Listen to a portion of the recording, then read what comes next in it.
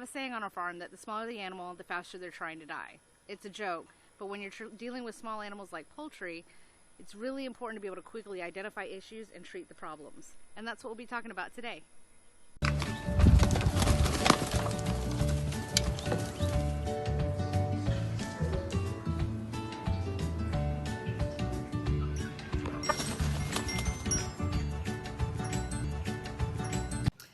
Hey y'all, this is Melissa with Mesquite Field Farm, one of the 2 mentor farms with the Texas Agribility Battleground and Breaking Ground program.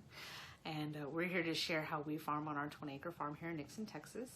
And if you like this video, please give it a thumbs up and feel free to subscribe to our channel to see when we post new videos. Thanks. So in case you haven't noticed, I am flying solo today on the Fireside Chat in our video here that we're talking about poultry and how to quickly identify issues with your birds and how we actually had a particular incident that occurred and how we diagnosed the issue and are currently treating the issue. So first and foremost, a disclaimer, we are not veterinarians. This is simply a walkthrough of an issue that we had with our laying flock and how we diagnosed it, how we treated it, or are currently treating it rather. This is not intended to be medical advice. We're not veterinarians. We're not any of that. This is just how we choose to operate things on our farm. And I also want to let you know, I know that this is it's a very touchy subject for some folks, and I want to make it very clear that what you choose to do on your farm is your business. It's entirely up to you. This just as it's the same as how we choose to farm on our farm, and don't let anybody tell you otherwise. We try not to give our animals shots or vaccines as a preventative. It's not that we are opposed to them. We like for our animals to try to build up their own immune systems. However, that being said, if one of our animals gets sick and does not recover on its own within a reasonable amount of time, we will absolutely treat that animal for that illness. We're not going to let our animal continue to suffer. So, now that we have that out of the way, we did discuss gauging poultry health very briefly in the livestock health video that we did a while back. It was a lot of more focused towards cattle health and quickly diagnosing issues there. So this time we're going to go in a little bit deeper with poultry. And first we're going to talk about physical aspects of the birds, and especially like what a healthy bird looks like versus a sick animal. And kind of like behaviors of animals, of poultry that aren't feeling very well and might need some help. And then we're going to go into detail specifically about the situation that we had come up and what we're doing to treat it. So let's get started. You're going to see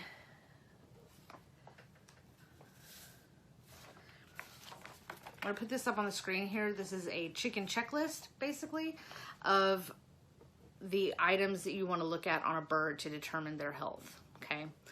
So we'll start with the top of the bird.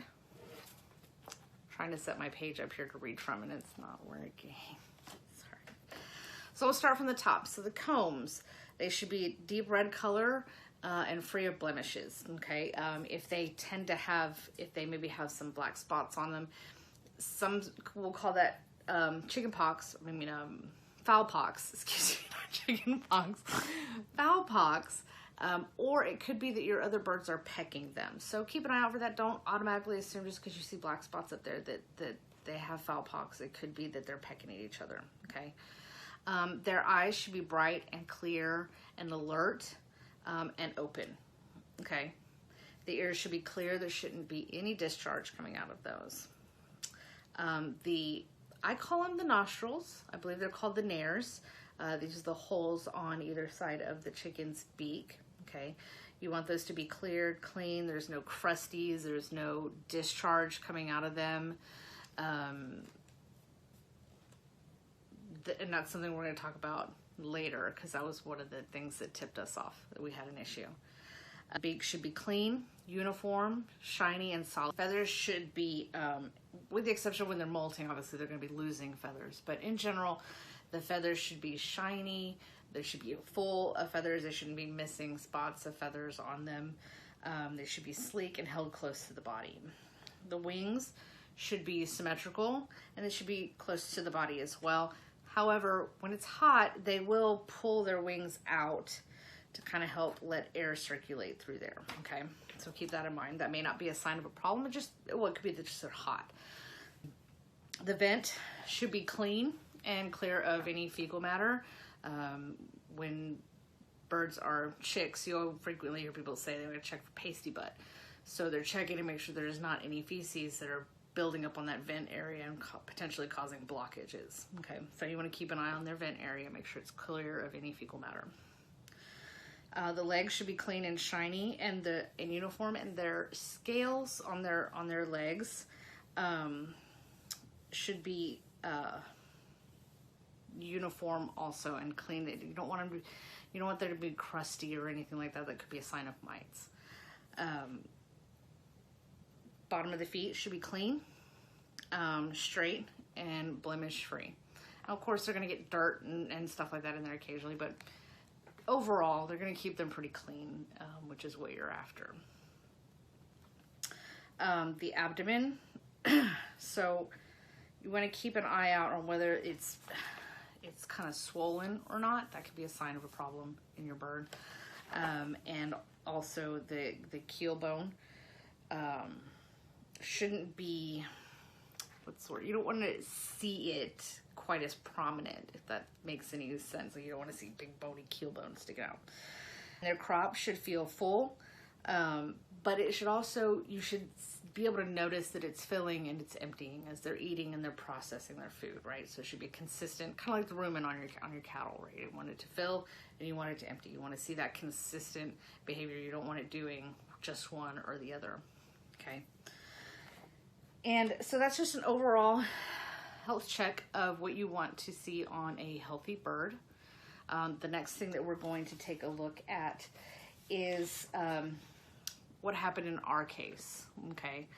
We had one bird in particular who started getting very lethargic and then started sneezing. Now, we lost a bird previously to gapeworm, so we know what that looks like. It was constant sneezing and taking like big heavy gulps of air. And essentially what's happening with gapeworms is they're just continuing to reproduce in their throat, and eventually they will suffocate the bird. Okay, so we've seen that before and we know what that looks like. In this particular bird, there was sneezing, but what really caught my attention was the discharge. She had discharge in her nares, and then her eyes started getting red, and then they got pale and swollen, and then eventually she got to the point, I mean, this was like within a day. Like I said, birds, they go from good to gone very quickly. She couldn't open her eye. And then we started noticing another one starting to sneeze. So obviously we knew at this point that this was an infection of some sort, right? And this is something that's going to go from bird to bird.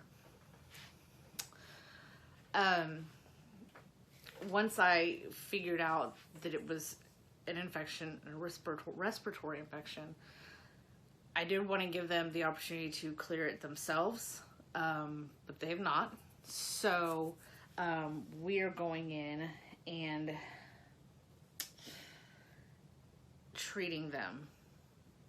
So the first thing I did is I went out to their chicken tractor and I pulled their water and I went in and I sprayed it down with soap and I brushed everything and then sprayed it down with water to clean everything off. And then I went back with a plant-based disinfectant and sprayed it down.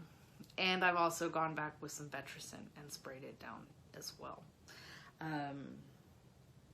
Then, after that, every morning when I go to let the birds out, I now spray them with Vetricin as they're coming out.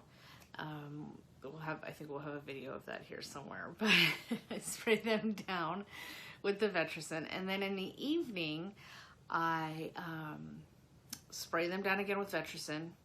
Any that are kind of having a really hard time with the breathing, or they look a little stopped up, or they're just kind of, I'll take some Vet RX and put it on a glove. I do wear gloves.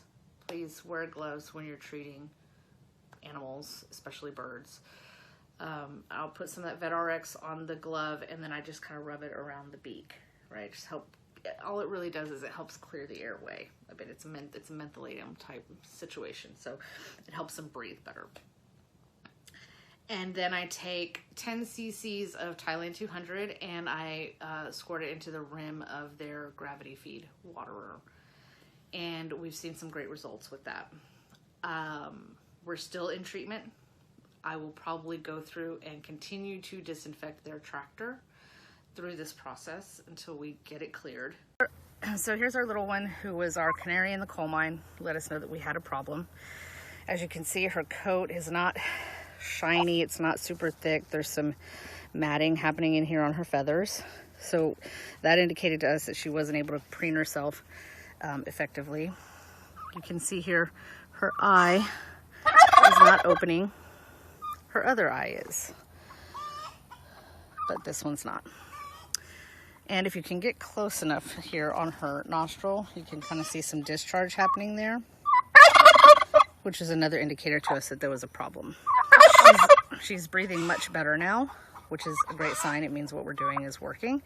So we're just going to keep treating. I'm going to spray her down with some Betricin, and then we're going to put the Thailand in their water.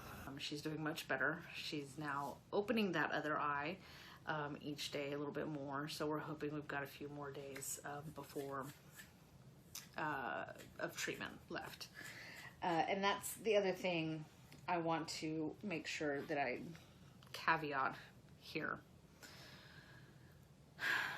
We are giving our birds antibiotics, and of course there is a very it's a very controversial thing. You can't get it specifically for poultry anymore without a veterinary prescription. And there's reasons for that, and I'm not going to go into those here. However, we will be following up this treatment of the antibiotics with probiotics, and that's going to be something that we give them going forward. That's we had not been consistent with that before because I hadn't found one that I really liked. So I've now decided that given this, especially with this issue, that I do want to continue going forward to do probiotics. So I'm going to keep trying different ones until I find a brand that I like, that I'm good with using, that I think is going to work for them. So we're going to start giving those after we've done with these antibiotics, because right now with the antibiotics, you're basically killing everything in their microbiome, right, in their gut. And so we want to go back in and start rebuilding their gut biome so that they can start working on developing a better immune system for themselves, which is really key for us. And I'm disappointed in myself that I hadn't done that already, but that's okay. That's going to lead me to the next part after this. The other thing to note that is if you are going to give your chickens antibiotics, you will need to dispose of the eggs for at least 2 weeks, up to 30 days. People give different numbers for those, so I'm going to give you that range. We're probably going to do 30 days just to be on the extra safe side. And some people say that they'll consume them for themselves. I don't plan on it. I'm going to go ahead and pull them for the 30 days and just be done with it, and especially once we're done giving the antibiotics. That 2 weeks or the 30 days starts there. So the last thing I want to talk about, the biggest takeaway that I would like for you to have from this is that really just keep a close eye on your flock, because the more you keep an eye on them, the faster it's going to be, the easier it's going to be for you to notice a problem, right? If you're looking at them every day and paying attention to them, you'll notice those changes, because they really do go from okay to not okay very quickly. So being able to spot those changes really fast, right? You're looking for things like comb is pale, or there's some discharge in their nose, or they're coughing, or they're lethargic, or their feathers are just looking kind of dull and they're falling out. Anywhere you might see a wound, or you know, if you're checking their feathers and you see they might have mites or something, these are things that you need to be seeing that change quickly each day when you're paying attention to the animal. But here's the other part to that. Sometimes no matter what you do, You do everything in your power. And you might still lose that animal. And that's hard. That's one of the hardest things about being a farmer. And you have to decide what you're going to do, how much you're going to interfere with nature, and that end result, whatever that's supposed to be able to sleep at night. Some people are very hands-off. Some people will stay up all hours of the night and not eat, not sleep, not anything to try to take care of that animal.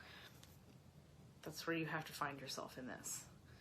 And do not let anybody tell you that they know what you need to be doing on your farm to make it okay for you. Because at the end of the day, you have to be happy with your decisions, not with somebody else. That's between you and your animals and your farm and whatever other powers that be that you feel like you answer to. So I guess my point is just don't let people pressure you into, you did enough, you didn't do enough, you should be doing more, you shouldn't be doing this, you shouldn't be doing that. I'm not going to say what I really want to say, but you just do the best you can, and you make those decisions about what you can and can't do, what you're willing to do and what you're not willing to do. Don't let anybody tell you otherwise. I guess that's all I really got for today. So until I see you next time, talk to you later. Bye. Can feel like that. Nope, cut.